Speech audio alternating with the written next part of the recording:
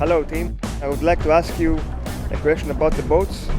Is how do you manage to go the same speed with smaller boats in comparison to the last year's America's Cup? Foiling boats are a little different to a normal boat, so the sort of general rules where a big boat goes faster than a small boat go out the window, because when you're on foils, all that's in the water is two little hydrofoils, so the water doesn't care if you're a big boat or a small boat, all it feels is two hydrofoils. The boats also have really, really low drag, so you can go to a smaller platform or boat and they'll go just as fast as a big one. The question is, what is the maximum speed and what's the condition of the wind to achieve this speed?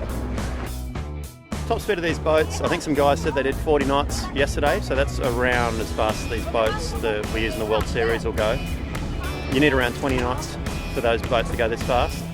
If we went out in 20 knots and we souped her up and had the foils that are going to be quick downwind, I think we could do 50 knots no problem. But the problem is there's a lot of risk at going 50 knots. There's a lot of cavitation, the boat's a bumpy ride and things can go really wrong. So we have to decide when we want to do that and make sure we don't blow our whole campaign trying to go too fast. I was wondering, how does the team manage to cope with the changing winds, so the wind gusts during the race? On the racetrack, we're looking at the water. That's how we see what the wind does. We're looking at the shape of the gust, the darker patches on the water, and just the way it moves. And through that, you can determine how you want to approach each gust.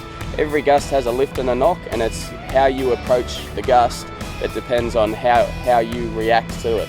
So it's pretty tricky. We're always learning. It's extremely difficult in some venues, and Bermuda's a very tough one, and it's going to be very tough come the America's Cup.